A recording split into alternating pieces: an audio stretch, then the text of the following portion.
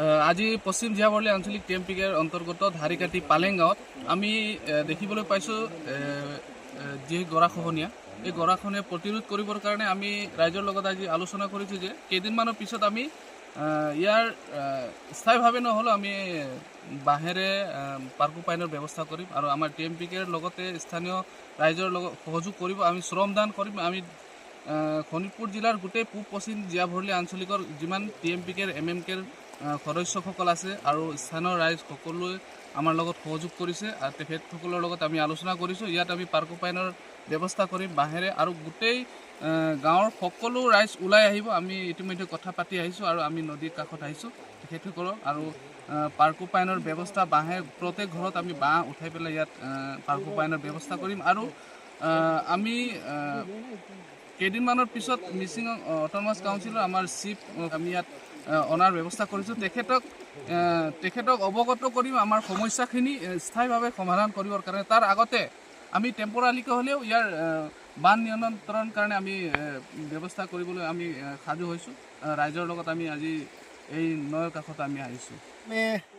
জীয়াবৰলী লুটাৰৰ পৰিয়ালবৰ্গলৈ নমস্কাৰ জনাইছোঁ আৰু আজি আমি আছোঁ জীয়াবৰলী নদীৰ পাৰত ধাৰিকাটি যিখন মানে জীয়াবৰলী নদী ধাৰিকাটিৰ নিচেই কাষতে। তো ধাৰিকাটি অনাগত সময়ত ভৱিষ্যত মানে ধাৰিকাটিৰ ভৱিষ্যত অতি সংকটজনক। তো চাওক আপোনালোকে এইবাৰ মানে কি হৈছে, এই জীয়াবৰলী নদীয়ে ধাৰিকাটি ৰাইজৰ যি খেতি বাতি কচু ধান সেয়া গোটেই মানে আধা অংশ উঠাই লৈ গৈছে।